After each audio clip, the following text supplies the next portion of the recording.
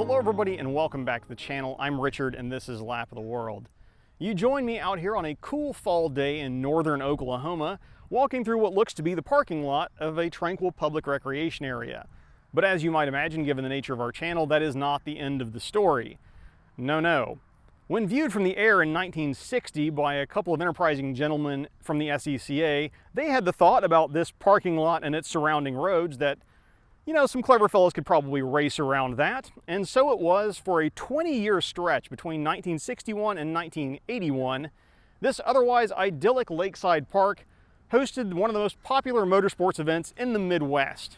And now that I have your attention, I hope you will join us in exploring the history of the Ponca City Grand Prix. We technically mistimed our visit to Ponca City, at least according to custom. Passing through an early autumn en route further west, Liz and I would have missed the traditionally midsummer races by a few months. The first green flag dropped in Lake Ponca Park on June 17, 1961, but in most later years the races happened over July 4th weekend, so we're at least publishing this not too long after the results would have hit the papers during the event's lifetime. Happy Independence Day 2023 to those of you watching from elsewhere in the US. Hopefully you all made it through the weekend with all of your fingers intact.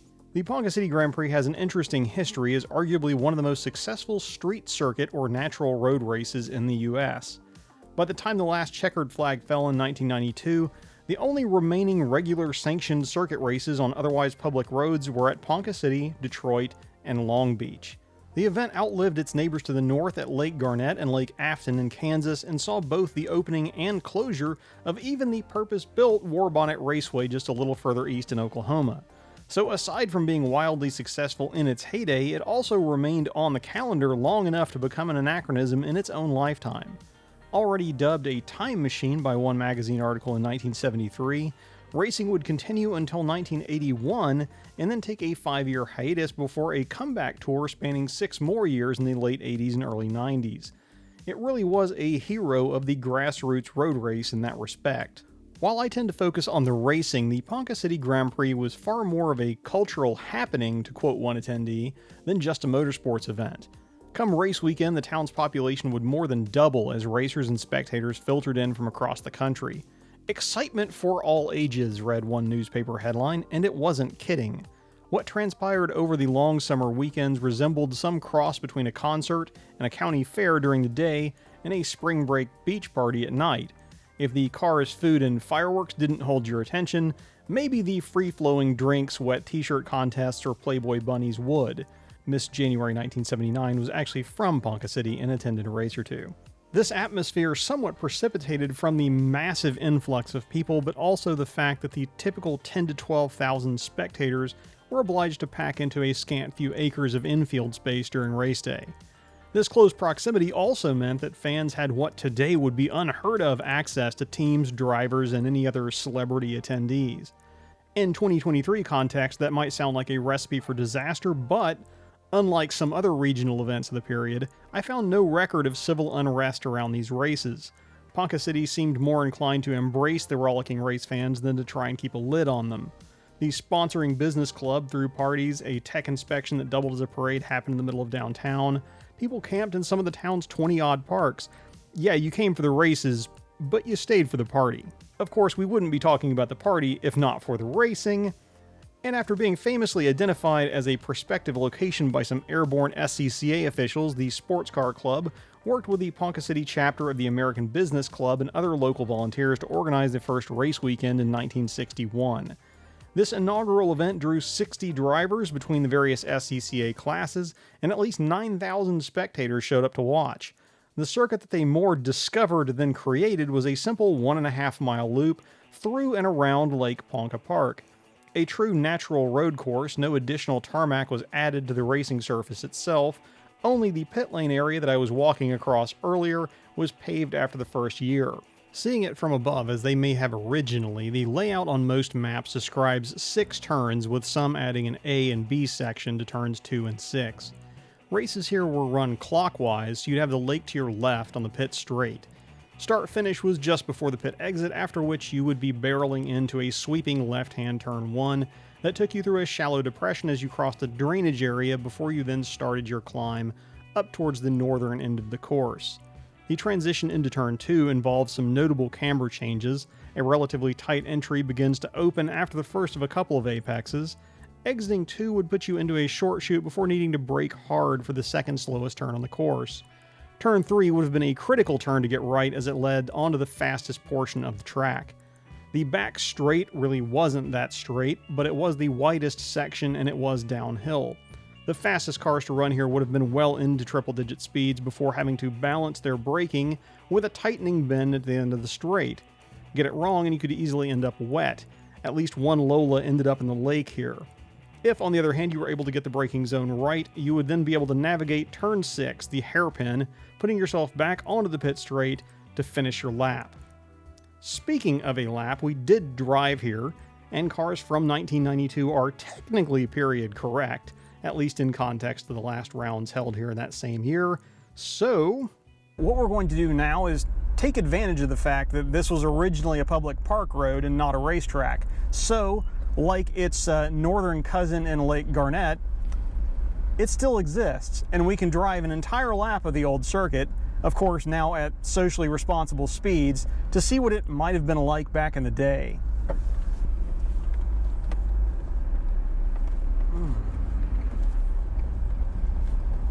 Okay.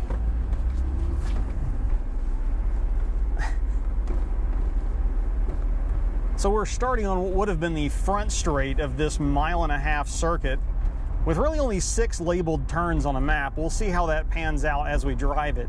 But right now we will be crossing start-finish and barreling towards, among other things, a grove of trees up here as we enter turn 1, which is a sweeping left. Now, my understanding is this was typical 60s safety procedures. So they had some volunteers that would come out and throw some hay bales or later some water barrels in front of these trees that were off to the outside of the turn. Navigating through turn 1 here, this would have been, I have to imagine this would have been quick, especially with any car, the later cars getting into the late 70s and 80s when you had aero. I could see why this might have been deemed not safe at some point in time. Without significant changes. You probably would ruin it as a park because you'd have to erect barriers. As we come into turn 2 here, which would have been a real tight turn compared to turn 1, but then opens onto this kind of sweeping chute that's going to take us out to what's the main road here. Again, I think you could probably see maybe these barriers over here, guardrails to the left, those could have been or the wooden posts behind them could be kind of a relic there, because I don't know why else you would need that for that kind of protection for a golf course. We're going to stop here where, of course, you would have just been looking for an apex in the 60s to 80s here. And you can see definitely where there's a little extra tarmac to the inside of this turn, so it probably wasn't always a right angle intersection like that, but rather actually had a little bit of a radius to it back in the day. It's kind of neat to be able to see where the pavement probably used to go, not just where it currently goes. And we're back out on LA Con Road. I'm probably mispronouncing that. Lacan, LA Con, something like that, which would have been probably I'm forced to assume this would have been the fastest section of the course, because you've got a lot of room to stretch your legs here. There are no, I'm not aware of any chicanes that would have been in place, but then you would have come down here to the end and had to balance your car probably on a real high-speed entry, looking straight off of the embankment into a lake to your right as you come down to probably the hardest braking zone on the course, which is going to be turning back into the park entrance here. We'll kick it down to second with a little bit of a heel and toe just for effect as we pour it back in here and try not to run over any errant children. As we come back around to the start-finish straight with the picturesque lake to our left, and again what is now a kind of general walking area and disc golf course to our right. And that will have completed a lap of what used to be the Ponca City Grand Prix circuit. Now imagine that lap, but done in around 50 seconds, averaging over 100 miles an hour in a McLaren M8E with 700 to 800 horsepower, and you might get an idea of why some questions arose about the safety of continuing racing here during the late 70s. With that said, and acknowledging that any lives lost are too many, In the 26 runnings of the Ponca City Grand Prix, only 2 drivers didn't make it home. In 1963, Dr. Earl Pearson Jr. was killed when his Sunbeam Alpine struck a tree. 11 years later, one Stanford Trumbauer also passed on in an Oklahoma City hospital after a similar incident. In both cases, the deaths prompted changes to safety measures for the track or the cars. While both losses were tragic, considering the era of racing that we're talking about, that is a nearly miraculous safety record. These tragedies aside, there were numerous other incidents with minor injury or property damage. For instance, 2 cars rolled over in the very first year of the event. Years later, a Mustang crashed into some hay bales at turn 3, igniting a fire that the resident farmer living on that corner had to douse with his garden hose. That same farmer allegedly later held a car and driver briefly hostage after the pair blew the corner and took out his mailbox. Stuff like that just doesn't happen in Formula 1, and I'm not sure it's better for it. By similar contrast with modern motorsports, Ponca City's race may have been grassroots by today's standards, but in its day it was a fairly high-profile event. That McLaren that I referenced earlier was Fred Parkhill, a multi-time winner. He also raced in Can-Am against factory McLarens, Porsches, etc. Jack Hinkle, John Saucier, Bud Morley, Bobby Allward. If you don't recognize those names, you probably will recognize Dorsey Schrader, Don Yanko, Carroll Shelby, or Mark Donohue, all of whom fielded teams or drove here respectively. Of course, with the SCCA sanction, the majority of the sometimes 200-plus entrants were competing with a wide array of hardware, from MGs to McLarens, Pintos to Porsches, and everything in between. Having established the event's credentials, though, let's rewind and answer another question. Other than the convenient tarmac, why Ponca City? After all, we can attest, central Oklahoma gets extremely hot midsummer and is also known for its volatile weather that time of year.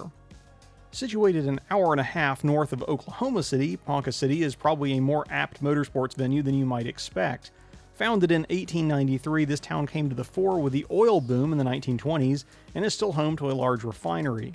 At one point in its history, Ponca was home to 2 of the top 10 most wealthy people in the United States, Lou Wentz and E.W. Marland. Both made their fortunes in the oil business, and both made a point to direct some of their philanthropic efforts into the community where they lived. Ponca City boasts a disproportionate amount of parkland, as well as several museums that were funded in part by these individuals. We passed through on an off day, but if you're in the area, you can tour 2 of Marland's former residences, the most impressive of which is a 43,000 square foot estate that became colloquially known as the Palace on the Prairie. So, with the internal combustion connection to the oil and gas business and ample parkland to set the stage, racing here wasn't really as much of a stretch as one might think. And so it was that for many years, Ponca City was a sports car racing mecca of sorts, drawing attendees from both coasts and everywhere in between. Of course, as we've mentioned or hinted a few times at this point, the races are not still happening in Ponca City. By the late 70s and early 80s, racing safety was becoming a much more serious topic. On at least one occasion, a competitor that had traveled to run the Grand Prix took one practice lap of the Ponca City circuit, put his car back on the trailer, and left, saying the track was unsafe.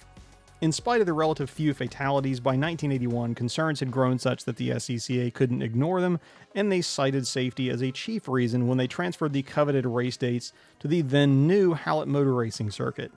With most other abandoned tracks we've researched, that would have been the end of the story. However, through effectively sheer popularity and local support, Ponca City got an encore. 1987 saw the resurgence of the Grand Prix, albeit in a more modest guise from a competition standpoint. With Can-Am long cancelled and the SCCA having taken a relative backseat to IMSA with respect to top-flight sports car racing by the late 80s, the hardware may not have been as exotic, but the good times still rolled. For a few more years at least. By 1992, while still popular, the event wasn't drawing the crowds that it used to, and low attendance in concert with renewed concerns for safety spelled the end of this comeback tour. You can, of course, still visit Lake Ponca Park and take a socially responsible lap of your own on the old track, play a round of disc golf, fly your ultralight, or just go for a walk while imagining what it may have been like. Hopefully this video will have helped that imagining, and I have to thank several members of the I Remember the Ponca City Grand Prix Facebook group for generously allowing me to use their pictures and videos so that you don't have to use too much imagination to see what it looked like. I won't name them all lest I forget someone, but you'll have seen them credited in the bottom corner of the video where applicable for what they let me borrow. If you do want to read a lot more detail about the event, please also check out the Gasket Gazette archives that I've linked in the description below as well. Well, thank you then for watching. If you did enjoy the video, please leave a like down below. That helps me out. What would help me and everyone else out is if you have any stories from these events. If you attended a Ponca City Grand Prix before they stopped, please leave any stories you have in the comments down below. I love reading them. I know the rest of the audience would love to read them as well. In the meantime, if you want to see where we end up next, be that another historic facility or one that is active, don't forget to subscribe. Click the bell, that way you'll get a notification next time we're able to get out in the world and check a racetrack off of our list. But until that happens, I'm Richard, this is Lap of the World, and we will see you in the next video, if not at the track.